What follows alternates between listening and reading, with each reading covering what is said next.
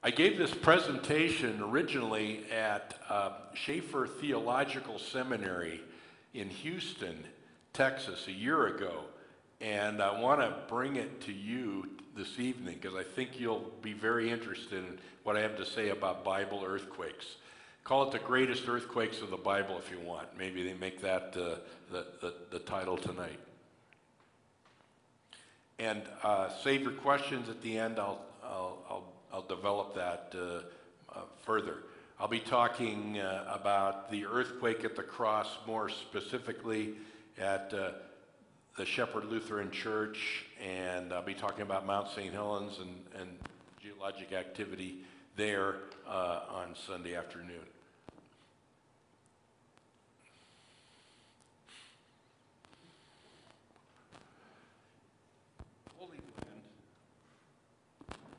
Holy Land right here in the Middle East is a region of great earthquake faults.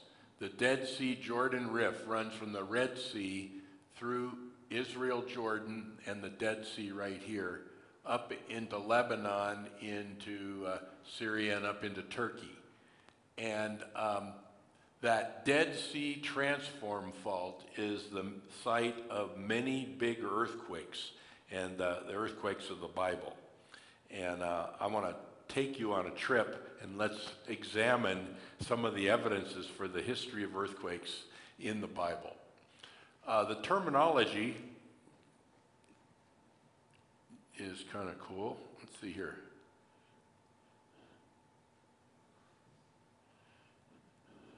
I've got terminology to talk about. First is the biblical word in the Old Testament for earthquake, ra'ash. Ra'ash has a kind of a sound of a rattling or quivering kind of sound. It's an auditory phenomena, and so the Hebrew ra'ash, which is translated earthquake in our English Bibles, is that Hebrew meaning of the auditory experience, especially of the earthquake. Many of us who experienced earthquakes, you can actually hear the earthquake coming. And you can hear the flexing of the ground. It sounds like a train. And of course, the rattling and cracking of rocks. Okay, but the Greek word for earthquake is seismos. And seismos is the undulatory shaking kind of phenomena. The shaking or the commotion. It's even the storm, the idea of a storm on the lake. That's a ra'ash. Or pardon me, a seismos. And of course, we get the word seismology and seismogram and seismograph from the Greek seismos. The themes of earthquakes in the Bible are fascinating. And if you look at earthquakes, you'll see the earthquake theme is usually mentioned with judgment, deliverance, and communication. And if you take any earthquake of the Bible and take a look at it, it's often one of those three or even all of those three at once. For example, the earth-shaking event that unleashed the global flood was the breaking up of the fountains of the great deep, Genesis 7, verse 11. All the fountains of the great deep were broken up. Hebrew word bekah means to cleave open or crack, rupture, whatever, something like that. That word has the idea of the power source of the global flood, the unleashing of the global flood. And of course, judgment, of course, deliverance, yes, an ark was used for deliverance, and communication. God wanted to establish a covenant after the flood, a new covenant, and so the Noahic covenant that followed. And so as you look at the earthquake experiences, you see judgment, deliverance, and communication. Think of what? Sodom and Gomorrah, a big judgment event. The Philippian jailer. Remember, he was in, Paul and Silas were in prison. There was an earthquake, and the shackles fell off, and the centurion at the jailkeeper, he said, "What must I do to be saved?" In other words, he understood the unusual nature of the earthquake and that experience. deliverance and judgment, deliverance, communication. Okay, as you think about that, it reveals something about the character of God. God both speaks and acts in history, and I put an exclamation point there. God is not like the Wizard of Oz, behind a screen somewhere, pulling a whole bunch of levers and making a lot of sound and noise, but not able to do anything except give a scarecrow and a lion, an award, and hopefully make their character change and be what they need to be. No, God is not like the Wizard of Oz. God is able to make things happen. God both speaks and acts in history. And isn't that the greatest thing about the God of the Bible? He speaks and acts in history. And that's an apologetic, but it's also a comfort. And so God both speaks and acts in history.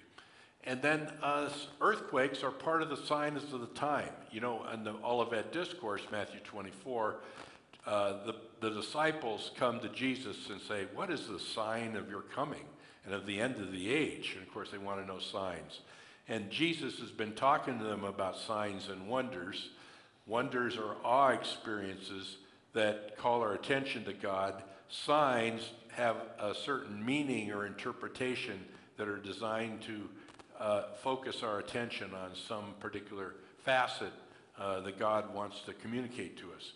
But anyway, signs of the time. But there are famines and earthquakes and pestilences. These are the beginning of birth pangs. And these are the beginning of birth pangs. And so the whole idea of earthquakes being signs. Famines, pestilences, earthquakes in diverse places.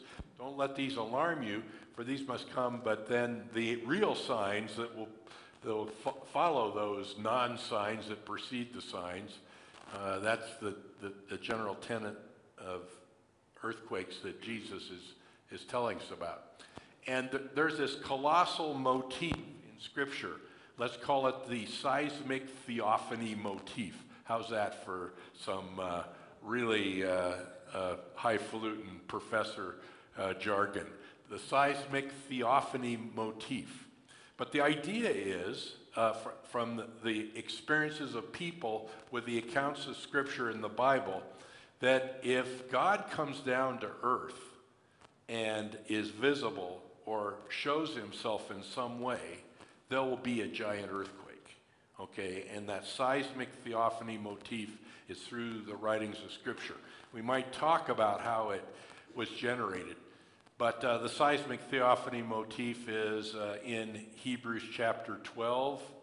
There's once more I will shake the earth, but not only the earth, but also the heaven.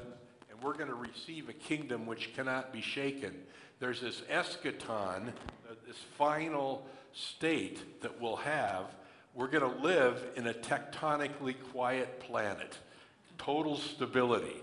The earth will never again be shaken like it has been and will be in the future. Now there's a coming cosmic shakedown, and then there's this tectonic age of quiet that follows. A good way to say it? Okay. That's the terminology. Now let's talk about some Bible earthquakes. You can find them in the Bible. I have an account of 17 historic earthquakes that are referred to in the Bible.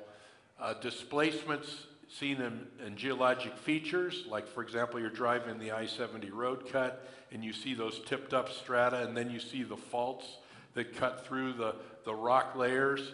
All of those are evidences of brittle failure of rock, and that's earthquake. Okay, when those rocks ruptured, they formed and generated earthquakes. And so earthquakes are derived from the breakage and rupture of rocks. There are other ways to make earthquakes, but that's the primary one that we know about.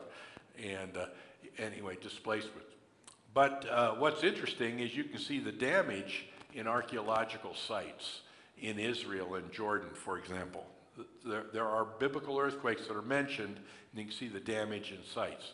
And I'll suggest to you there's one last evidence that you can find of disturbances within Dead Sea sediment layers. My expertise is sediment layers, and so an earthquake can disrupt and cause a folding or flexing of the sediment right at the surface in the bottom of a lake, and that those disturbance layers are basically a seismogram as sediment has been deposited.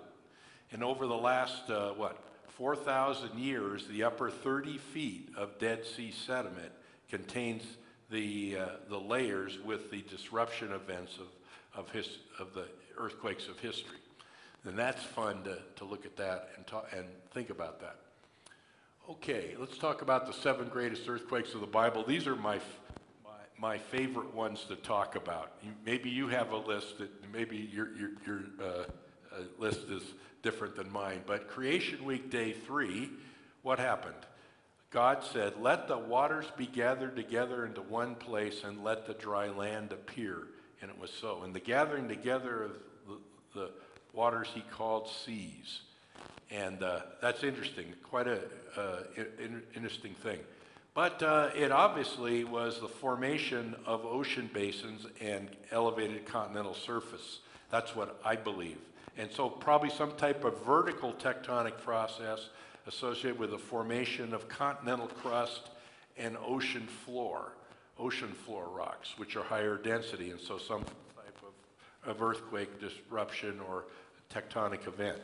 Now, if you look at Job chapter 38, early parts, there's a reference to angels apparently watching creation occur. No angel could believe that he is the sovereign creator because angels witnessed the greatest tectonic event in the history of the planet, which was the collection of 340 million cubic miles of water into ocean basins as the continents appeared in one day. Okay, what a colossal power. Now, if an angel blinked and might have missed the creation of light, but no angel could miss that, the process of the oceans being divided into basins and continents. Okay, so Creation Day 3, I think, is a big tectonic event on the planet, probably the biggest tectonic event on the planet. The global flood, several thousand years ago, the global flood is mentioned Noah's Day, and that's the event that's referred to as breaking up all the fountains of the great deep, and the windows of heaven were opened. 40 days and 40 nights of rain. All the high hills under the whole heaven were covered. The flood appears to have started on the ocean floor where the fountains of the great deep under ocean event, and then of course 40 days later all the high hills under the whole heaven were covered. And so the flood begins on the ocean floor and goes to the continent, kind of an unmaking of creation, the original creation, and then the establishment of a new continental crust and new ocean basins following the flood. So the global flood is a big earthquake event, a colossal event. Probably 70% of the ocean floor of the pre-flood planet was subducted. It sunk beneath the margins of the continent, and as the continental crust was ruptured, and that formed the ocean basins. Global flood, certainly a big tectonic event. Okay, Sodom and Gomorrah, about 2050 BC, Sodom and Gomorrah, that is a big event. He overturned the cities of the plain. The Hebrew hafek means to flip over. He flipped over the cities of the plain, then he rained on the cities of the plain fire and brimstone from heaven.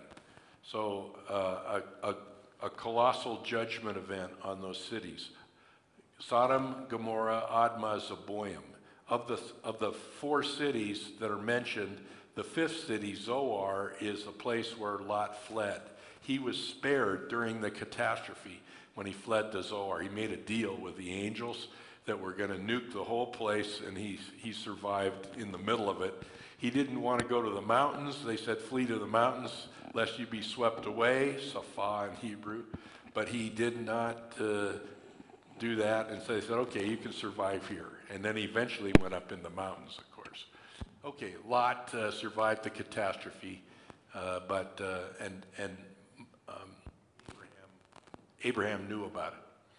Okay, Mount Sinai and the giving of the law. Mount Sinai and the giving of the law is a big event, and associated with trembling, maybe even some type of volcanic event, but Mount Horeb or Sinai down in the southern Sinai Peninsula is the likely place. We don't know where it actually is, but Sinai is the site, it's described, of the giving of the law. And so God used these wonders associated with the preserving and calling and delivering of the nation of Israel to the wilderness, and then gave them the law. God wanted to both speak and act in history. And that's a spectacular example. Amos's earthquake, about 750 BC, is probably the biggest earthquake in the last 4,000 years in Israel. I'll tell you more about that in some of my exploration and thinking about Amos's earthquake.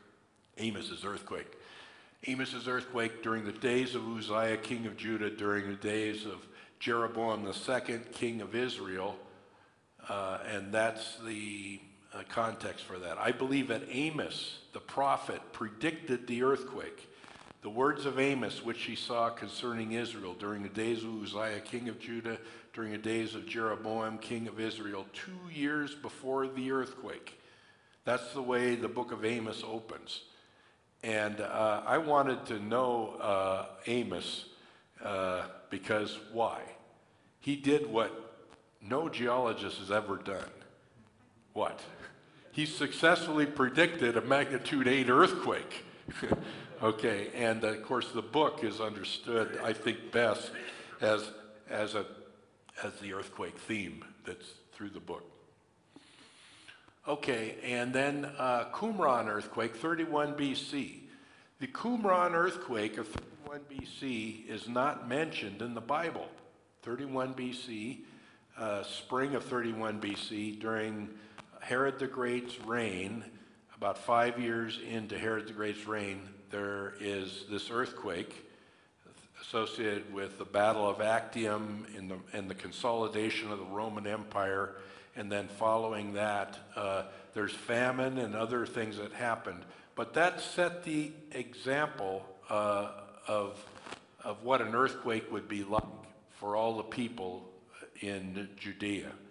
And so in Christ's time, everybody knew of somebody who has experienced this earthquake of 31 BC.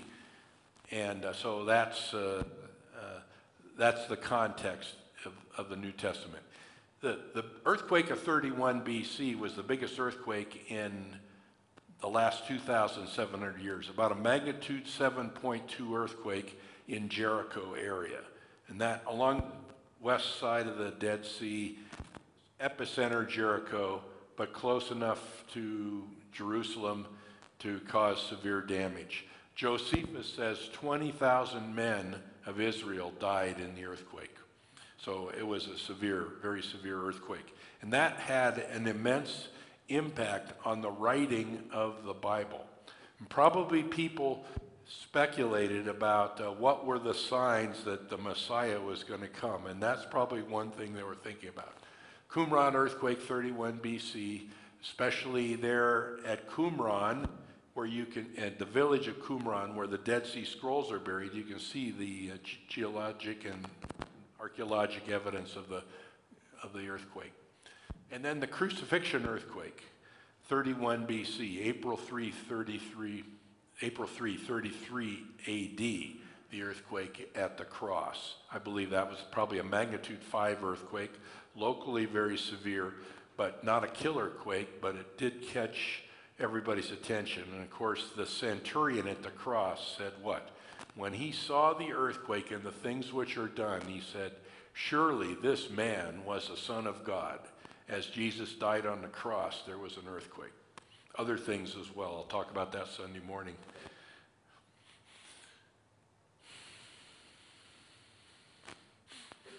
Displacements observed in geologic features like Grand Canyon. The bottom strata of the Grand Canyon, the Zoroaster and Vishnu metamorphic and igneous rocks, are somehow related to Creation Week, probably the first 3 days of creation. The day 3 of Creation Week, maybe some of these strata here. Notice how they're tilted, and there's some type of tectonic event there, maybe associated with day 3 of Creation Week. And then, of course, the whole sequence of deeply buried, about 13,000 feet of strata, deeply buried in the Grand Canyon is tilted, maybe a 20-degree angle, and it's underneath the flat-lying Tapete sandstone. That unconformity and that angular unconformity provides evidence of the tectonic disruption, I believe, associated with the beginning of the flood. And so you see some of the evidence in Grand Canyon.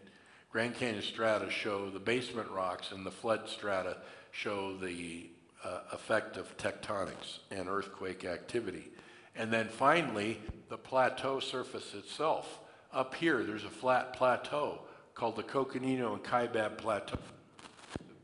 That's probably related to a retreat of ocean waters. Grand Canyon provides evidence of tectonic events associated with Creation Week and the global flood.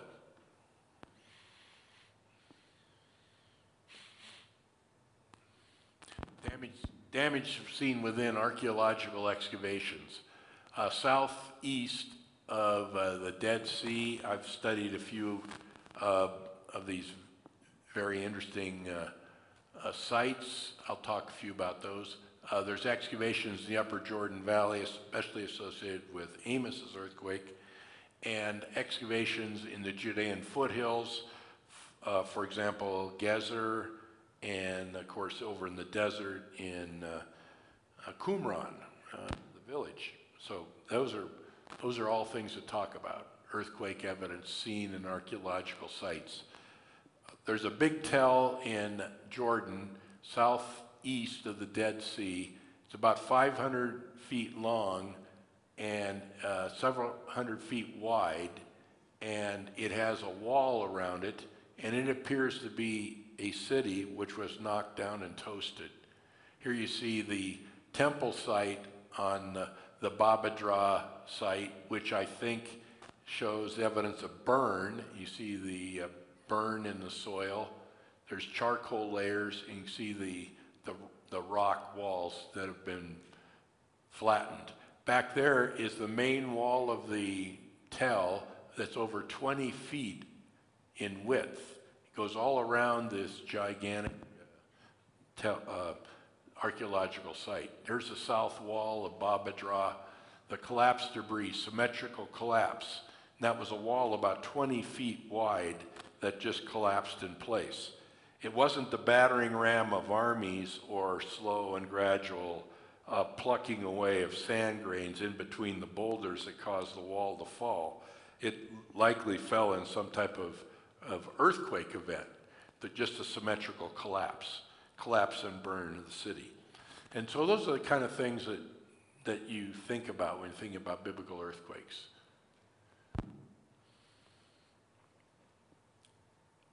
Back in 1973, I was lecturing at a Christian college, San Diego Christian College in San Diego. And how do you get Bible and psych majors excited about geology? And so I thought, well, here's what you can do. You can talk about geologic events and prophecy. You know, that's interesting. And natural disasters are all around us. And so that makes a good subject that, you know, the geologic data needs to be considered as you consider the Bible. And so that was my angle. And I remember teaching the scripture, Zechariah 14. And I remember teaching this scripture, and you know, the Messiah will come, and the Mount of Olives will be split in two from east to west. So there's going to be a big fault running east-west, and so forming a great valley, half the mountain moving north, half south. You will flee by my mountain valley. You will flee as you fled from the earthquake in the days of Uzziah, king of Judah. I'm reading that to the students.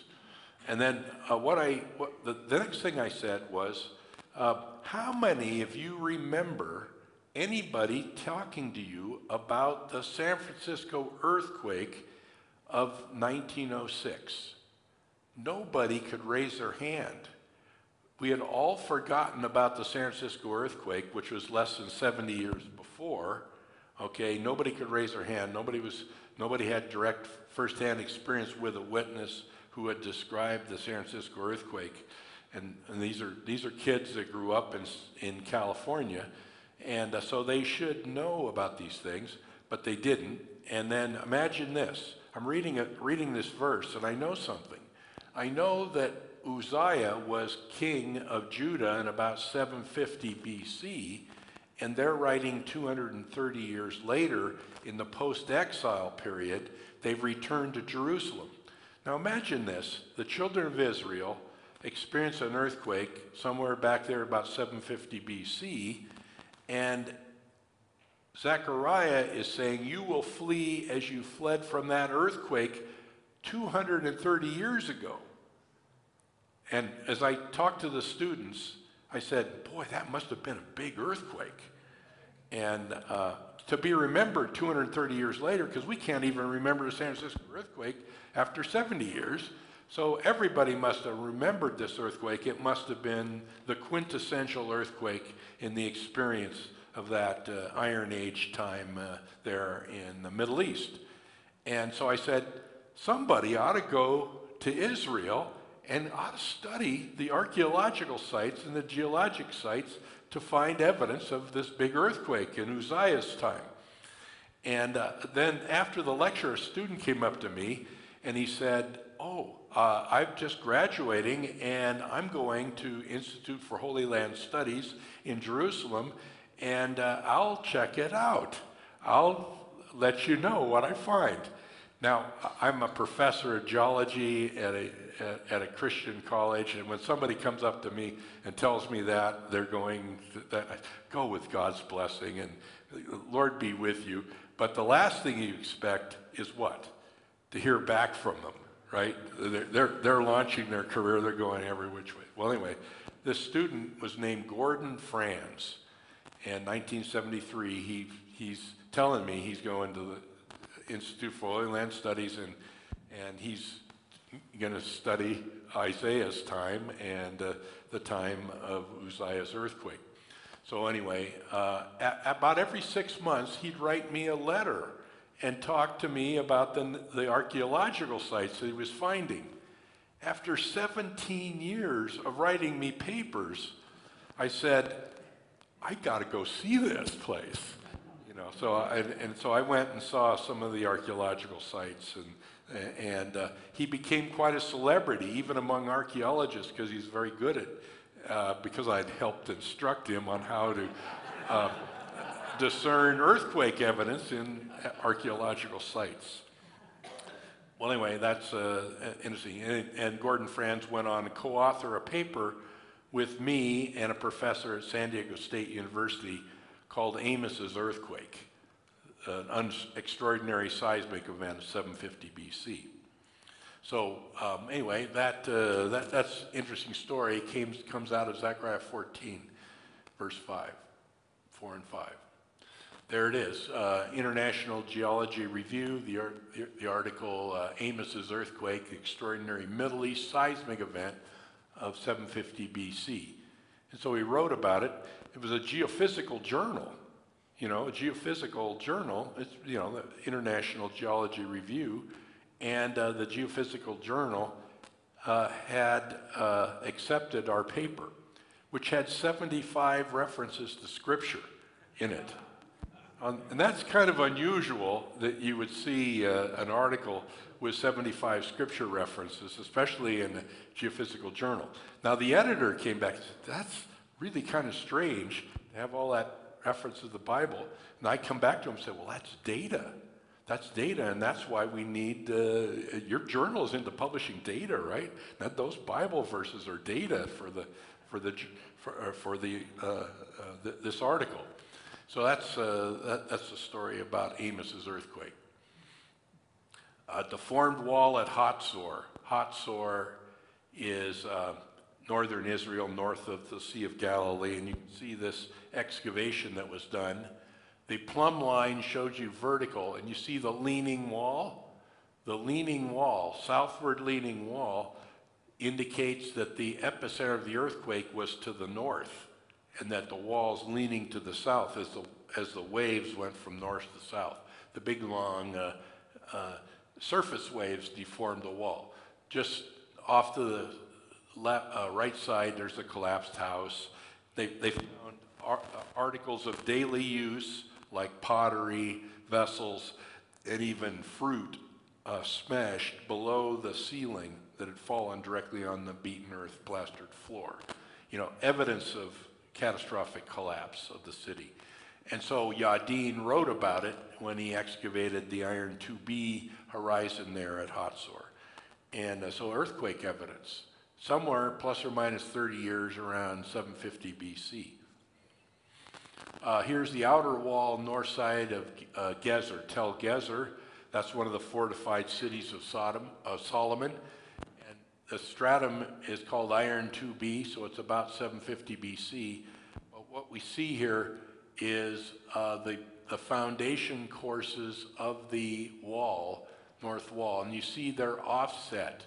See the offset of the big blocks? Then the upper part of the wall, the middle part of the wall, fell northward, and then the top of the wall fell southward into the city. And so the way the wall collapsed argues that it's a big shaking event, not a battering ram from an army or just slow soil creep that caused that deformation. So the whole picture there provides evidence of an earthquake somewhere around 750 BC. Could that be Amos's earthquake as well? The inner gate pier at Ein Haseva, south of the Dead Sea, that place.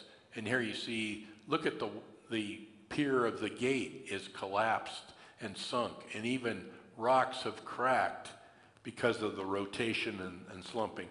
Unlikely that that's soil creep, that's some type of shaking phenomena. And it's an Israel architecture in the region of Edom, way south of the Dead Sea. So what is Israel doing south of the Dead Sea in Edom? The book of 2nd Chronicles tells you about how Uzziah built towers in the desert. And of course he defeated Edom, and he had a fortified city all the way down Elat, all the way down on the Red Sea. So the southward expansion of the kingdom of Uzziah is a time when Israel architecture came to Edom, the region of Edom, and here's earthquake evidence in Israeli architecture in the region of Edom, which is a kind of unusual thing. And so, that argues for earthquake. Well, then there's the book of Amos. The book of Amos is amazing. And if you want to take a look at it, I've got an outline of the book of Amos, but it begins with a superscript. The words of Amos, which he saw concerning Israel in the days of Uzziah, king of Judah, during the days of Jeroboam, king of Israel, 2 years before the earthquake. That's the superscript to the book of Amos. Then the speaking of Amos arrives in the speech. And it looks like a speech at the temple of the golden calf, 750 BC in the northern kingdom of Israel, maybe at Bethel. And the Lord roars from Zion. He utters his voice from Carmel. Okay, the preamble. And then what happens? Judgment on the nations, and the specific judgments on Judah and then Israel. And then you realize in the middle of this speech at the temple of the golden calf, he talks about the reasons for the judgments on Israel. Hear the word of the Lord, prepare to meet thy God, O Israel. Woe, the day of the Lord is coming, And then he talks about the type of event. God is going to judge the earth, the land, not the people directly, the land. And then there's a series of 4 visions, followed by the 5th vision of the collapsing temple. And then earthquake, sword, and then there's this eschatology that follows in the book of Amos. And so the book of Amos is this extraordinary speech by the probably rich farmer shepherd from Tekoa to the rich and affluent leaders of Israel. And they're in Bethel, probably a festival at the Temple of the Golden Calf.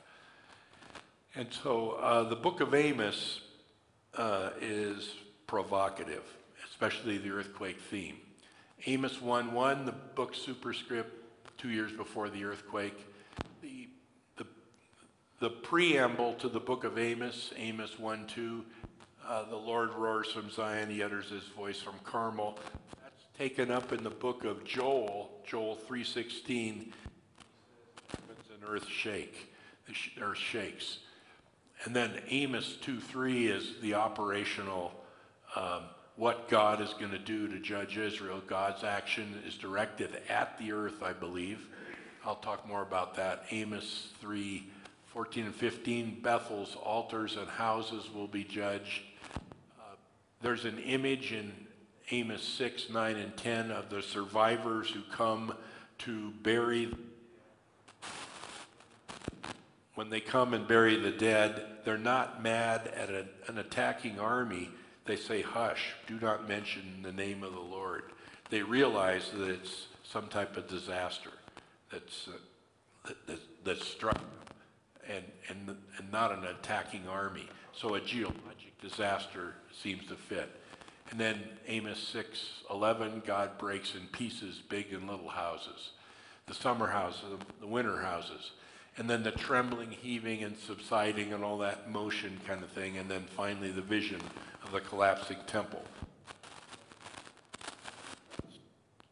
God strikes the temple and it collapses. Amos 2:13, where is the action directed? Okay, the King James Version, the New American Standard Version say, behold, I'm weighted down beneath you as a wagon is weighted.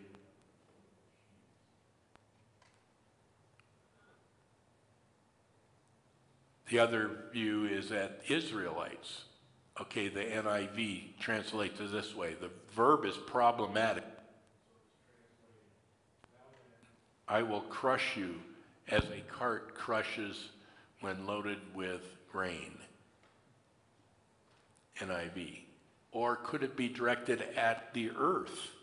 Okay, God's action directed, now then I will crush under you the ground. In fact, the prepositional phrase under you is in the original Hebrew. So it would seem that the action is directed under them, not at them or at God. As a cart crushes what? The ground when loaded with grain. In other words, God's action is going to be directed at the earth. The timeline for the dating of book of Amos, about 750 BC, is when the earthquake is, and it's in the middle of the divided kingdom. It's a time of prosperity, and then what happens? Within 30 years, Israel's into captivity. Goes into captivity about 723 BC. And the reign of these kings, and of course, Hezekiah is the king during the captivity when the northern kingdom is taken captive to Assyria, and they're taken captive, but the southern kingdom, Judah, survives. And so that's the timeline for dating Amos. And so Amos is seen as what? Being a directly relevant to the judgment experience of the northern kingdom. Pardon me. Who wrote the superscript for the book of Amos? The superscript of the book of Amos, the words of Amos, which he saw concerning Israel in the days of Uzziah, king of Judah, during the days of Jeroboam, king of Israel, 2 years before the earthquake. Who wrote that? I went to lunch with a professor of Judaic studies, one of the greatest professors of Judaic studies, David Noel Friedman. I'm a professor. I know the professors have weaknesses. You know what their weakness is? They will go to lunch if you invite them. Okay, that's the weakness. Okay, and then when you have them in a state of, conversation over lunch, you ask them the really hard question. And I asked David Noel Friedman, who wrote the superscript to the book of Amos? Because he'd written a 975-page book on Amos, a commentary on Amos, a 20-minute speech. He wrote 975 pages on it, and he didn't say who wrote the superscript to the book of Amos, so I asked him that. And he had a student next to him. He said, that's obvious. Even my student can answer that question. And then you know what the next words were? Isaiah. He said Isaiah wrote the superscript to the book of Amos, and then I had a lot to say to him. You said there were 3 Isaiahs. There was an early Isaiah and 2 later Isaiahs, and they redacted the book of Isaiah in the post-exilic period by a committee. And you're saying that there was 1 Isaiah, not 3 Isaiahs like you originally. So what's going on here? You've changed your whole opinion. And then I said, if there's a real Isaiah in the pre-exilic period writing a superscript to the book of Amos, then the book of Amos must be in existence, and it cites the book of Deuteronomy liberally, all of the blessings on the land, promises, and that kind of thing certainly come out of the book of Deuteronomy. And David Noel Friedman had written that the book of Deuteronomy was concocted by a committee of redactors in the post-exilic period with the rest of the Torah. And so he said, we were fooling ourselves. We knew that the Torah was in existence in the pre-exilic period. And right with me was Gordon Franz, who had excavated, the Lord bless you and keep you, the Lord make his face to shine upon you and give you peace. The amulet from the tomb that's now in the Jerusalem Museum. And of course the Torah was extant before the exile. And everybody knows that. And so David Noel Friedman had become very conservative in his way of looking at the Hebrew Bible. And that was really pleasant. And I bought him lunch. And so and turns out he loved the earthquake theme in the book of Amos. He thought that was, and he'd written papers on it. Okay, so ritual bath or mikva'ot. You know what a mikva'ot is? It's a pool where water was collected, and then you could step down into the pool and wash yourself and be ritually cleansed. And that's what mikva'ot were big in, like at Qumran, for being ritually pure. So you could go out and work in the fields, you could come in, ritually purify yourself, then you could copy the scrolls, and that kind of thing. And so that's the experience with mikvah. But the mikva'ot at Qumran shows this gigantic fracture through it. Do you see what I'm looking at? Okay, and oh man, there's an earthquake, big one. Over 1 foot of displacement of the stairway going into the mikvah, the ritual bath. So the earthquake of 31 BC seems to be obvious there. And the earthquake of 31 BC is a very prominent earthquake, probably a magnitude 7.2, along 100 kilometers of fault. There's rupture. So it's a big earthquake, really big earthquake. And that, of course, sets the apocalyptic expectations for the New Testament. And so that's why people were really interested in signs and what was going on, such as the people at Qumran. And they were obviously, looking for Elijah, the prophet, to come before the great and glorious day of the Lord. Okay, the Dead Sea has lots of mud, Dead Sea mud. And there you see the Dead Sea, and there's the satellite image of the Dead Sea. I've been studying mud at Ein Feshka, which is near Qumran, the the village where the Dead Sea Scrolls are buried. Darga, Wadi Darga, also at Wadi En-Gedi, where David fled from Saul, and where a couple of the Psalms were written. Okay, Wadi Zelim, which is my current study area, out on the Lisan Peninsula, over there on the Lisan Peninsula. Those are 5 of my sites. I'm specializing in Wadi Zelim now. I'll tell you more about that later. Okay, a core was drilled through the upper 20 feet of sediment, and here you see the core, a sketch that I've made of the core, the sediment core. Now the core is made out of laminated calcite, aragonite, and silt layers that are minutely layered, and then there's these stirred up zones that are shown by brown in here. Those are what we call seismites. Those are disturbed layers, seismically disturbed layers.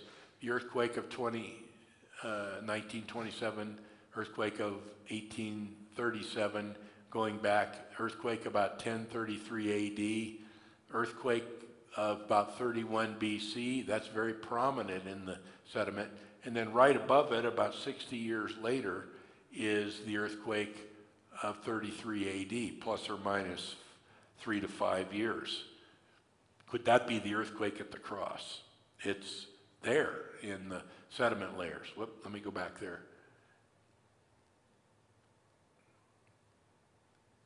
Okay, back here you see 1400 BC. That'd be the time of the kings of Israel, early day, that time.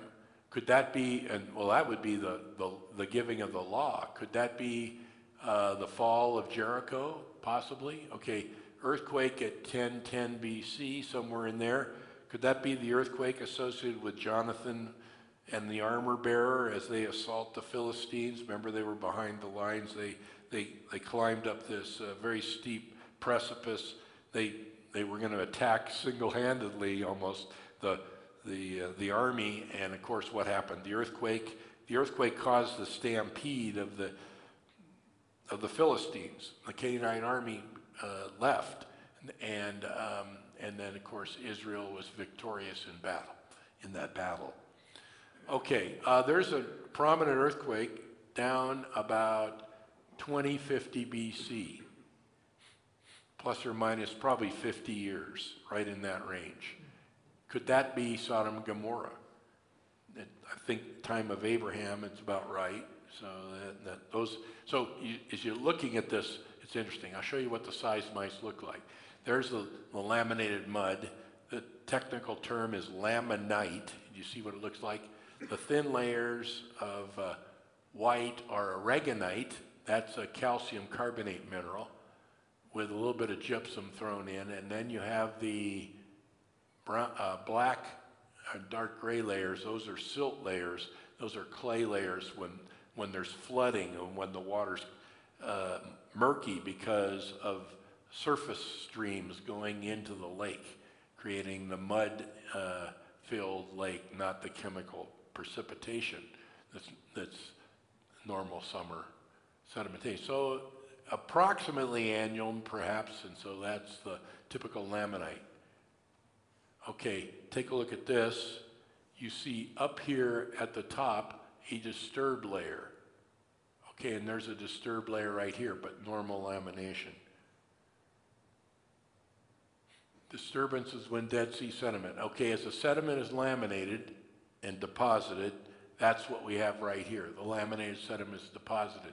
Then what happens? The earthquake occurs, stirs up and liquefies the upper sediment of the few centimeters of sediment in the bottom of the lake, and then it's mixed and then redeposited, and then normal lamination occurs.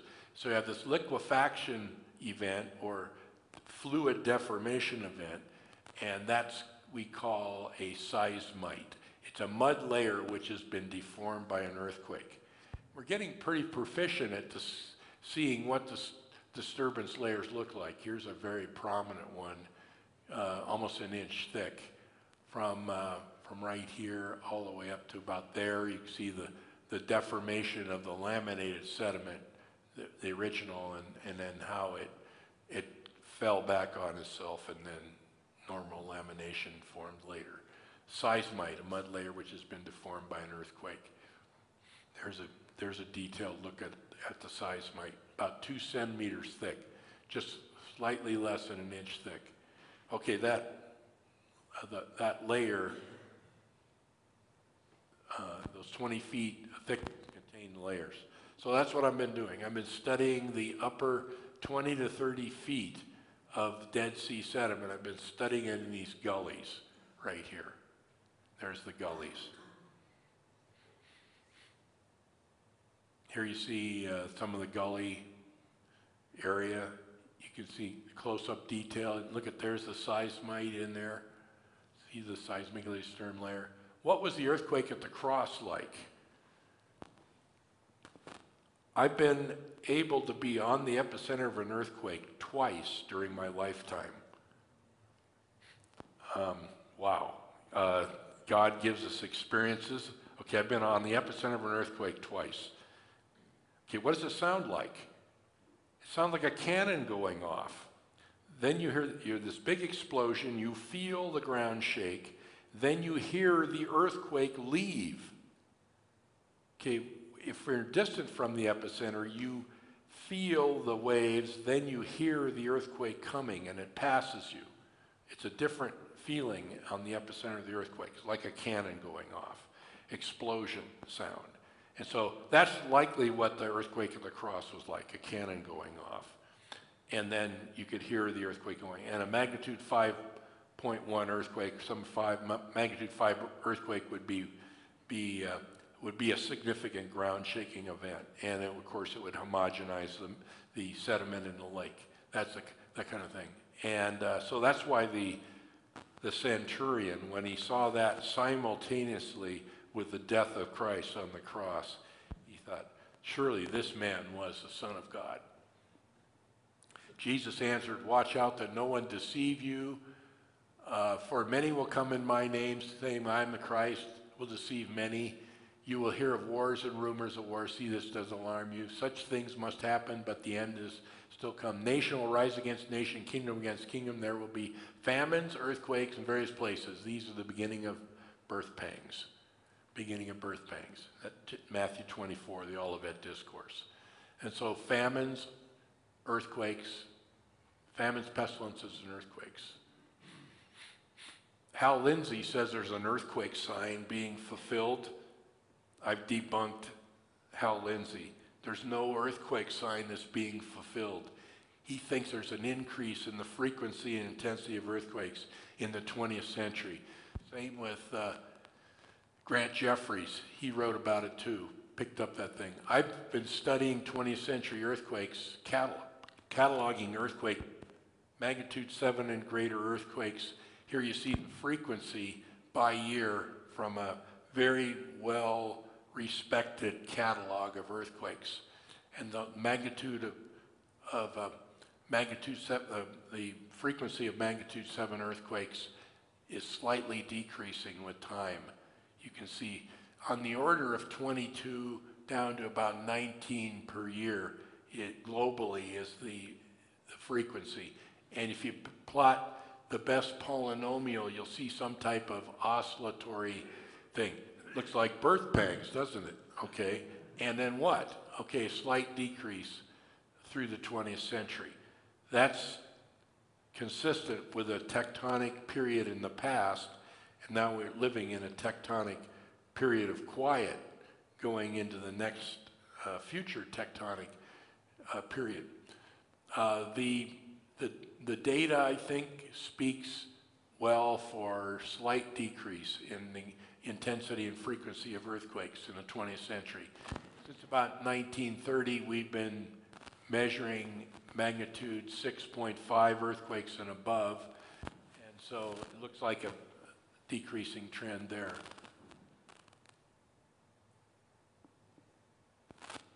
'20th century earthquakes. Here's magnitude 5 and above since 1975. Globally, there appears to be no major trend in increase. And also, earthquake deaths are not increasing. due to architecture.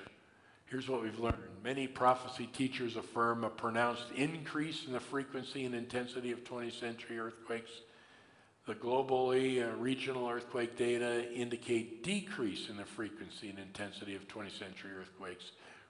Regionally, earthquakes appear to be in a lull. We've been in a lull, especially since 1990, right in there, and then there's been a little bit of upturn, but regionally, and then the last thing is earthquake deaths worldwide are not significantly higher than in earlier centuries. More people died in the 17th century in earthquakes than died in the 20th century, for example. In the future, there's this big earthquake. Scripture says, I will shake not only the earth, but also the heavens. Okay, and I call it Armageddon earthquake. Book of Revelation, chapter 16, every island will flee, mountains will be cast into the sea, that type of thing. And big tectonics on a large scale. So Armageddon earthquake is in the future. And then we receive a kingdom which cannot be shaken. Okay, so Bible earthquakes are described in the Bible. There's displacements observed in geologic features like Grand Canyon and rock layers right here in Denver. Damage seen in archaeological excavations, especially in the Holy Land during the time period of the kings of Israel. It's very well documented. Disturbances seen in Dead Sea sediment layers.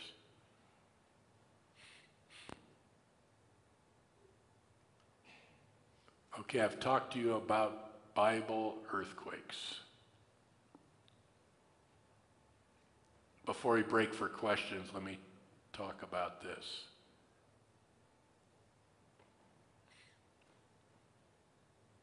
Well, my next research project is ongoing, and I'll be studying earthquake deformed sediments in the Dead Sea. That's my continuing project. What an amazing thing. 4,000-year chronology of earthquakes seen in Dead Sea sediment. Why is the Dead Sea so good? Because it's not churned up by organisms, because it's the world's most saline lake. So it very beautifully preserves these layers. So I think we're able to verify major earthquakes of the Bible. Thank you.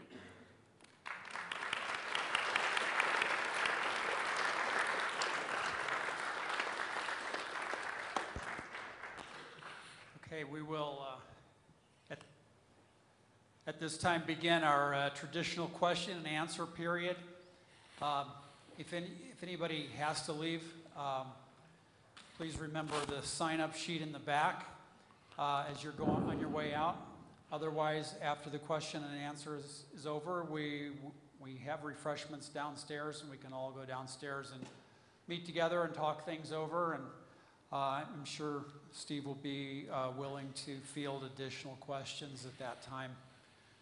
So when you have a question, please come up to one of these two mics, this one here or this one that I'm going to put back over there, and ask your question in the mics that will go onto the tape.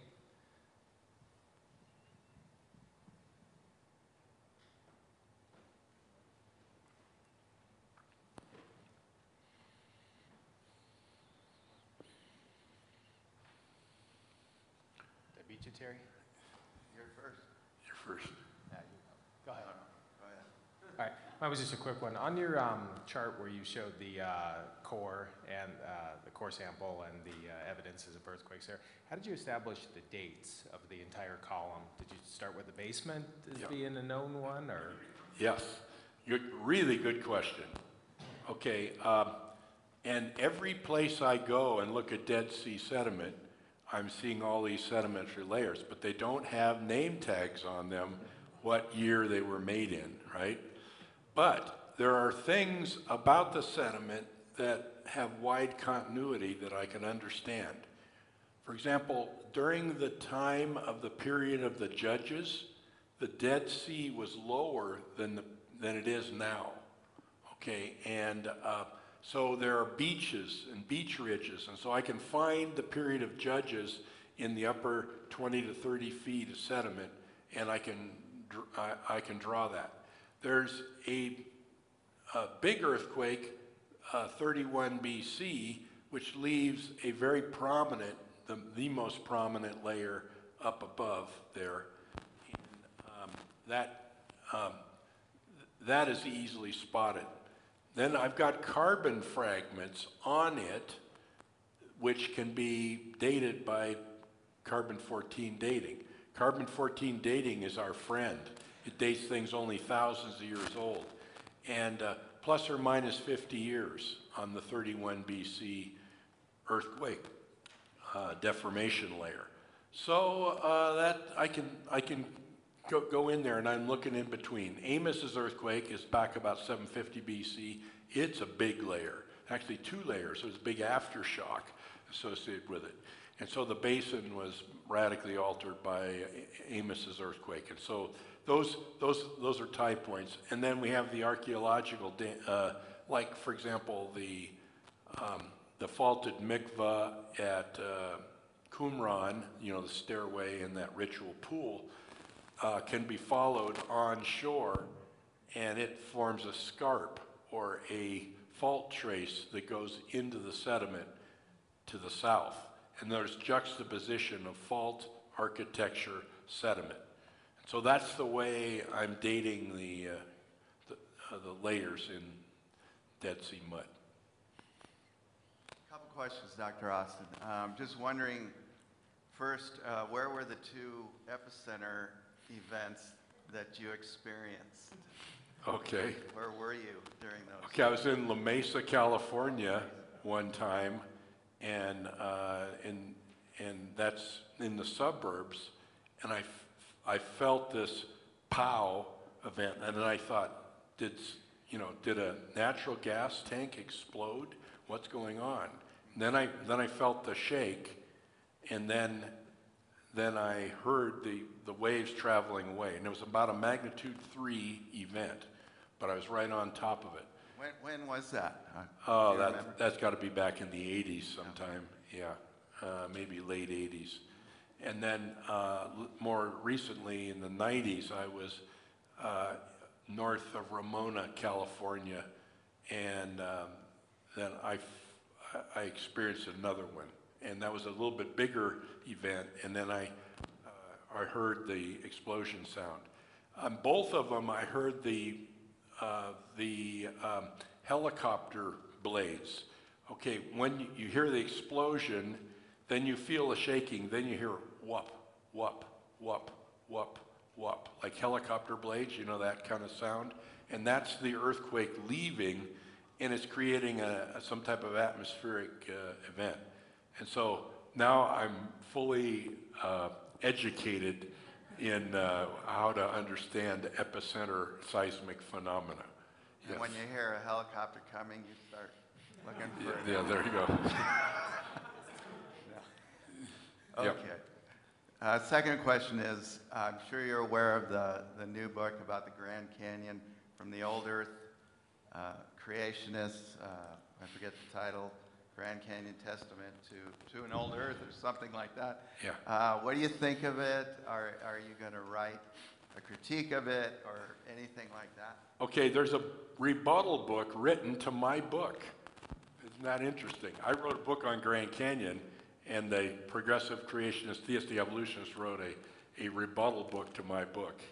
And yeah, it's a little bit disappointing from my point of view because it's sharing the common wisdom. It doesn't bring up any new data or talk about the real big picture kind of things associated with understanding Grand Canyon. But yeah, I've got a picture of Jeannie Scott, the president of the National Center for Science Education, holding up my book on a raft trip in Grand Canyon. Okay, isn't that cool? Okay, and she gives raft trips through the Grand Canyon rebutting what I say about Grand Canyon rocks. She's a science educator. Okay. Okay. She takes some geologists along with her. She learns a few things. So I volunteered. I'll go along, and I'll be your you're creationists, and we can have a creation evolution raft trip where we discuss the thing. She didn't want to do that. Okay. Question. The journal you referred to, the geophysical journal that you had published in, is that article available today, like online, or is it? If you email me, I can send it to you. Send it to you as PDF. I think, yeah, you can get it online. I think you have to pay for it. Yeah, there's a user fee or something like that. Okay. All right. But if you know the author, Yeah. yeah, just take me to lunch. Ask me the question. Okay. I don't know if you're familiar with Chuck Anderson. He's a local researcher. Yes. Did you ever see the sulfur balls he found on the west side of the Dead Sea? Mm-hmm. And he had them analyzed, and very interesting form of sulfur. What do you think about those? Okay, I know the area. It's near Masada.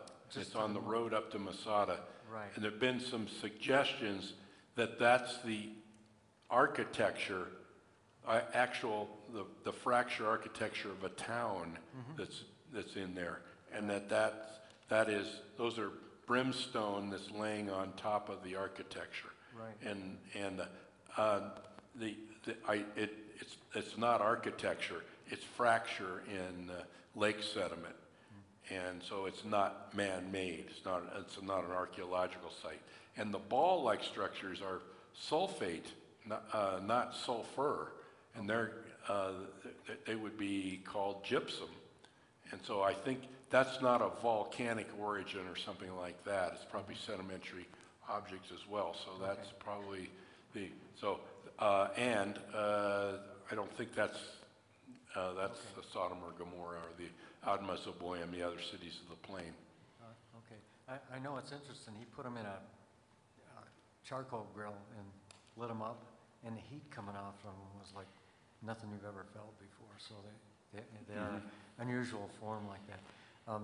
Second question is, in 1994, when we had the incident of Jupiter with the implosion of the comet pieces on Jupiter. Yes.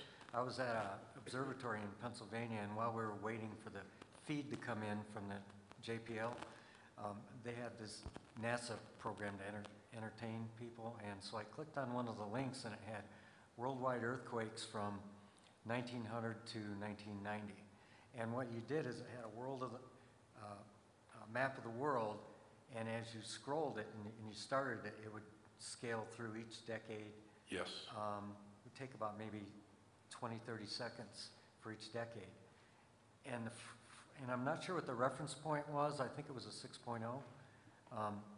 But when you watched that, it was very dramatically increasing up to 1990.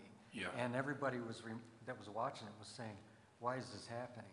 So, and I've also studied a lot of data from the USGS. The reason that it's an artifact of data collection. We're just much better at finding magnitude 6 and greater earthquakes lately than we were back in 1950. Well, what they did is, before they did that diligently, they were taking the ones on the Mercalli scale, which was usually one number above what a Richter would be. And so they added those in there. Like, say, if there was a 7 on the Mercalli, they'd say, well, that was probably a 6. So, but these were documented quakes and stuff. And so. Yeah. Okay, so documented, well, we need a complete catalog of earthquakes, magnitudes 8 earthquakes, since about 1890. Seismograms have been able to globally synthesize all magnitude 8 earthquakes globally since 1890, but not magnitude 6 since about 1930, something like that. So it's an artifact of processing and detection. We're very good now with our seismographic arrays at finding smaller and smaller earthquakes. So that's a perception. Okay, question? With the recent earthquake in Mexico, I think it was either today or yesterday morning, 8.1, and it's not in Mexico, it's on the seafloor off of Mexico. Or near Mexico. Near Mexico. What I was wondering is, with all these majorly huge hurricanes coming in so far with the U.S. And all around the world, really, would you classify this as ends of really close end times, or? Okay, I'd be careful.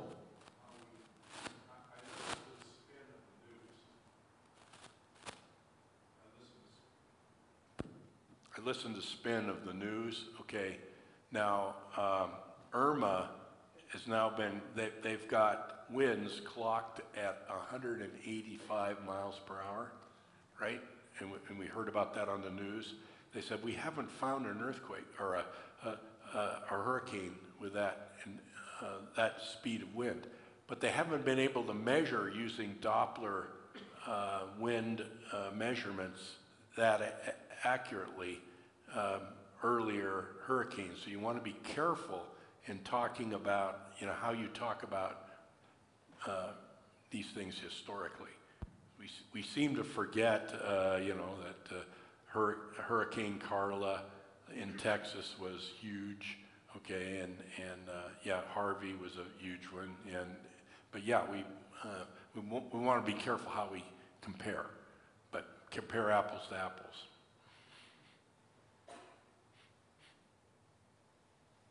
Category 5 hurricanes are out there and have been out there. The question is, are they more prevalent today? And maybe there are climate changes. There's natural warming. I don't think it's anthropogenic warming that may be increasing, or apparently increasing frequency of hurricanes. Question? Dr. Austin, this is kind of change of speed and personal. I was just wondering when the Father ignited the passion in your life to do this kind of work and to study it. How old were you? Okay, I was going to show you my picture. It's a picture of me when I'm 4 years old. I'm next to this mud puddle, deep in mud, okay, and I got mud oozing out of my hands, and that's, I guess I've always had a natural inclination toward mud. And then that picture dissolves into me as a teenager, and it shows my ATV tire going through mud. And then it morphs into my PhD dissertation, the stinking mud of swamps. Right? So, yeah, that's, so God has always given me a liking for mud for whatever reason, I guess. And so that's Mudflow Man. That's my email address. So whatever. Just have a tendency to. So if you have a kid like me, encourage them to pursue their passion. Yeah. Okay. Steve, those seismically disturbed zones are very narrow, and they seem to have a fairly sharp contact with flatline materials both above and below. It's easy to understand how the one you'd have a sharp contact above, but the sharp contact below, as far as that goes, the shaking of the earth itself would probably not cause that sharp contact, at least if the sediments were unconsolidated.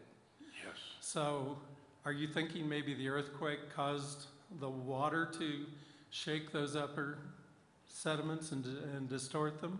Okay, Phil is obviously a geologist, and rather than take me to lunch and ask me that hard question, he asked it. Okay, well, here's the technical answer. You know what a Kelvin-Helmholtz instability is? Kelvin-Helmholtz instability, if you look up at cloud layers, when you have air layers in shear, you get those wavy clouds. Sometimes you're flying in a jet and you're looking down on the upper cloud surface and you see the ripple mark effect through the whole field of clouds. That's called the Kelvin-Helmholtz instability. And that's a boundary in shear, okay? And if you look at cigarette smoke, you know, you have the cigarette lit, and you see the straight boundary of the smoke and the heat rising in the plume off the end of the cigarette. Then what happens? Then it becomes wavy, then it becomes asymmetrical waves, then it goes into tangled vortices, which dissipate into turbulence, and then the smoke mixes. Okay, that's called a Kelvin-Helmholtz instability. That's what we're seeing in the sediment. And I can describe the physics of that, and I can tell you the shear force that it takes. Now the boundary that going from planar to the first deformation is probably some type of threshold. And it's related to what's called the Reynolds number. And the Reynolds number is a shear variable in engineering that describes the state of shear in a micro thin layer, and that's probably, it's a threshold phenomena. There's no such thing as laminar flow and laminar flow that's semi-turbulent and then fully turbulent laminar flow, something like that. No, there's only two kinds of flow, laminar and turbulent. And so that's the boundary at the bottom of those seismites. And that's a Kelvin-Helmholtz instability. I think we really understand that fairly well. And that's what makes me feel confident that I can see an earthquake. And I'm looking at a seismogram of all of the little hiccups that the Earth has experienced. And Dead Sea sediment is a wonderful place to look at that. Best place on Earth. So I'm happy with that. Okay, yeah, perhaps it's just a higher water content that hasn't been squeezed out yet at that level.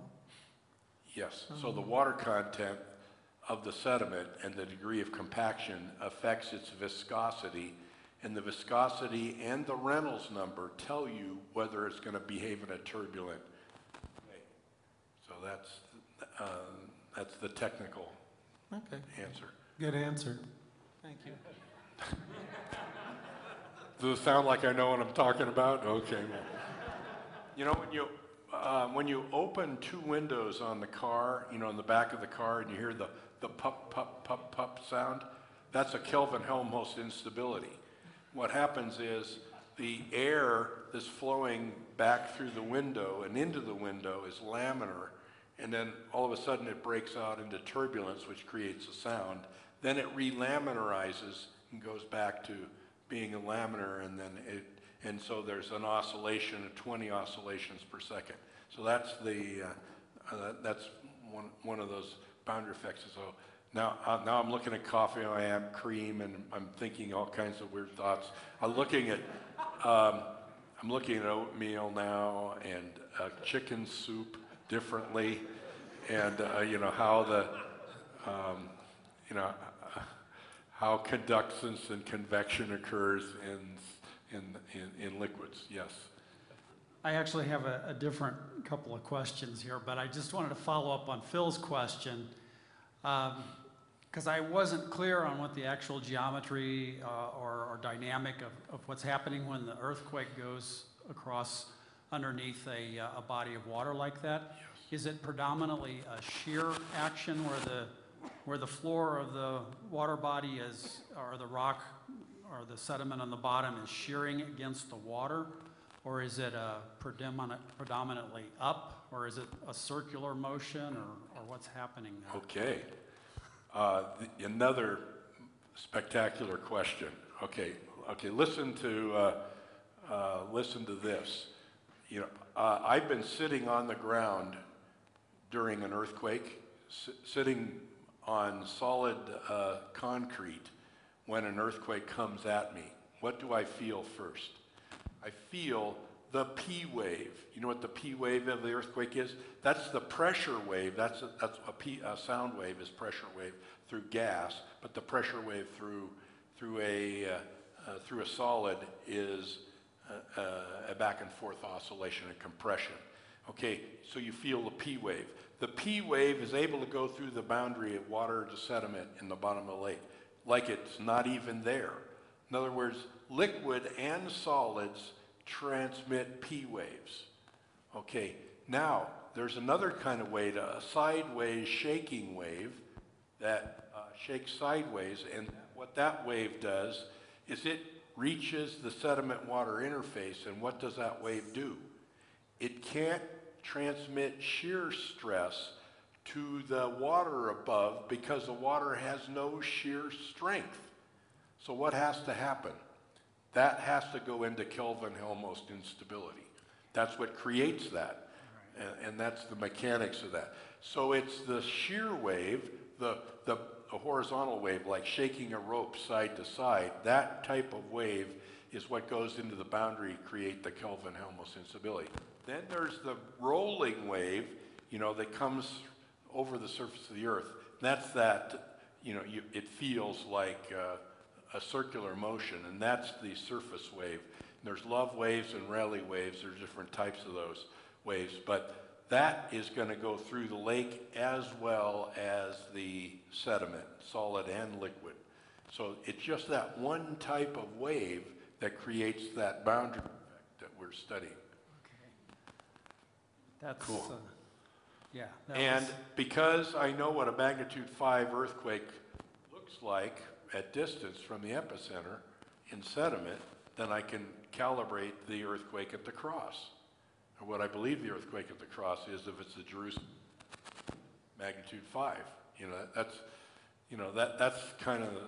the way to think about that. So Dead Sea sediment is a seismogram for every biblical earthquake, right? That's the way I look at it. Yes. Okay. Yeah. Okay. The description of the curtain of the temple was cleaved or torn.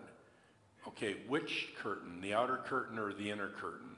It doesn't say in the text.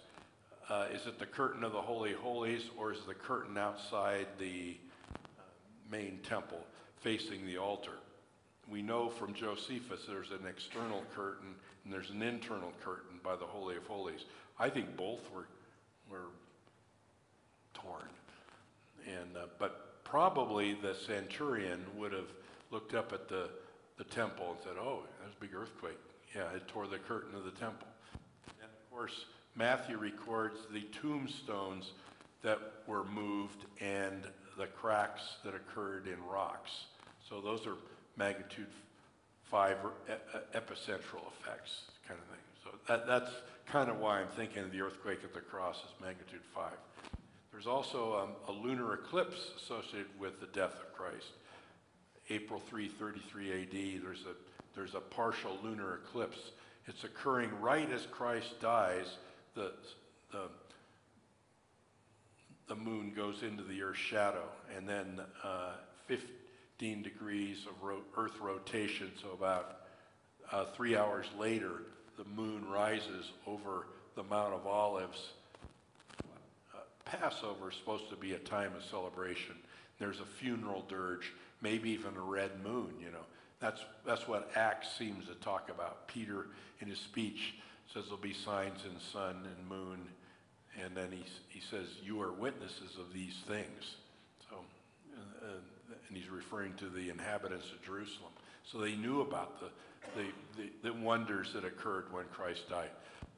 There was darkness. Okay, when Christ died, the darkness became light all of a sudden. Okay, there was the earthquake. There was the tearing of the temple veil. There was the tombstones cracked, and then there's the lunar eclipse. So there's 5 signs, and then what? Jesus dying on the cross simultaneously. 5 things in the 6th. To me, the question is, are those signs or are those wonders? You know what the difference between sign and a wonder is? The book of Acts describes signs and wonders. Peter talks about it, and we know it's in the language of Jesus, and he obviously used the term. A sign is something to be understood to indicate something of importance, right? A wonder is something that just causes awe, but you don't have to have an interpretation, an understanding about it, okay? So the question is, what are those things that are surrounding the death of Christ? Well, the darkness speaks of judgment, doesn't it? Okay, and so theologically that seems right. The tearing of the temple veil, Jesus' death made a new way to God. We don't have to go through the temple anymore. We don't have to go through the sacrifice. He became our sacrifice. He became our high priest. And then, of course, the splitting of the tombstones in Matthew probably talks about, is thinking about the apocalyptic effect of what the death of Christ means. It looks forward to what? The resurrection of the saints. And then the lunar eclipse, I don't know what that, and that's a wonder. And all these things seem to be going on, and what do you make of that? So you just gave the speech that I had announced at the beginning errantly. There you go. And you mentioned, just almost by implication, another question that I had, which was the epicenter of the earthquake on 33 AD under the cross, Yep. or near there? Is that just conjecture? It seems like it's close. Yeah. The epicenter is very close to under Jerusalem in some way. Yeah. I had another question too about when you were giving the frequencies of earthquakes during the 20th century. I thought it was very interesting that the general trend line was down, that they were actually decreasing in the trend for both for the 5s, 6, and 7s during the entire 20th century. Yes. And I was just wondering what your thoughts on this. I mean, what I take away from that is that if you started with a major tectonic event like the global flood, which completely upset every possible rock system on the whole planet, that you would expect perhaps 4,000 years later for there still to be settling effects going on, rebound, all of these sorts of things. And it seems to me that trend line is consistent with that sort of a scientific prediction that you could make from the flood. And I was wondering if you could just comment on that. Yeah, that'd be my view exactly. That's what I think. And 2 Peter chapter 3, it was the flood last time, and it's the cosmic shakedown next time, right? And so we're living in this dying phase of the once greater tectonic epoch. We're seeing the residual strain being released in earthquakes, modern earthquakes, and then we're waiting for what?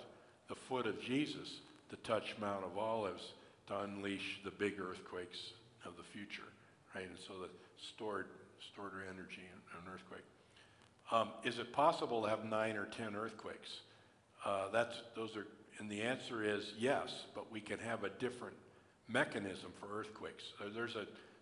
And it's well appreciated that earthquakes can occur not by stored strain energy in rock, like rubber bands breaking or something like that, but earthquakes can occur from stored energy in a volume that can collapse. And there's an implosion process that can occur, and that's what's documented in some of these very deep earthquakes, like maybe the earthquake in the Acapulco Trench there, the magnitude 8.1 the other day, it likely is a shrinking quake, where a large mass of volume collapses. In other words, phase change, and that's what we're thinking of, phase change. So garnet, the mineral garnet, is unstable at 100 kilometers depth because of the pressure and temperature condition. It wants to go to spinel, another mineral phase, and if it does, it releases energy and creates an earthquake. That's another kind of earthquake. And so there's olivine and spinel, olivine under Japan, the whole Japan Trench could be waiting for what? A huge amount of input energy to compact the already unstable rock. And so maybe the Earth has built into it already the mechanism for the global quakes in the future. That'd be my thing. Okay, here's the way geologists think. I'm reading Zechariah 14. You shall flee, you fled before the earthquake in the days of Uzziah. Then it says, all the mountains from Geba to On Rimmon will be made like the plain, Arabah in Hebrew. And the Judean mountains becoming an Arabah, like the Dead Sea Basin, a mountain falling into the earth, becoming a plain. Okay, that's what it seems to describe. So I'm talking to a geophysicist. Yeah, implosion of mineral phases, phase changes of minerals. Underneath mountains can create, it can erase a mountain range, essentially. Mountains being cast into the sea, something like that. So I read that kind of literally. So that's fun to think about. Other good questions again. Yeah, I took another geologist out to lunch and asked him about how do you erase a mountain, because that's what seems to describe in Isaiah and Zechariah and other scriptures. Question? Mine's a bit more mundane than the last few questions, but so looking at the mud samples from the Dead Sea area, it has that striping pattern. I was just wondering what causes the black and white to alternate like that? Yeah, what causes the black and white alternations, or white and dark gray alternations? Okay, if you look at that on the hand lens, okay, you can see aragonite. That's a mineral that is hexagonal, orthorhombic crystal form, and it's in needles. And that's a calcium carbonate mineral that's being deposited today in the hypersaline condition in the bottom of the Dead Sea. Then you look at the other layers, the dark gray layers, and those are silt detritus. That's and clay detritus. That's silicate material. And so they don't have the white, very bright, beautiful needle-like. They're all every which way, and so they're not as reflective. So it makes a darker colored lamina. The lamina pair could be summer and winter, the difference. So in winter and spring, when the wadis are flushing in with all kinds of sediment, that can make the dark gray layers. And then during the summer, when all the side streams are dry, there's no silt coming in, except wind-blown silt maybe, then that makes the chemical layers. So that's, yeah, and approximately annual, but not necessarily. Okay, very good questions, and we've gone a long time. What if you want to? Yeah, I was going to say, if does anybody have any more pressing questions, or should we go ahead and wrap it up at this point?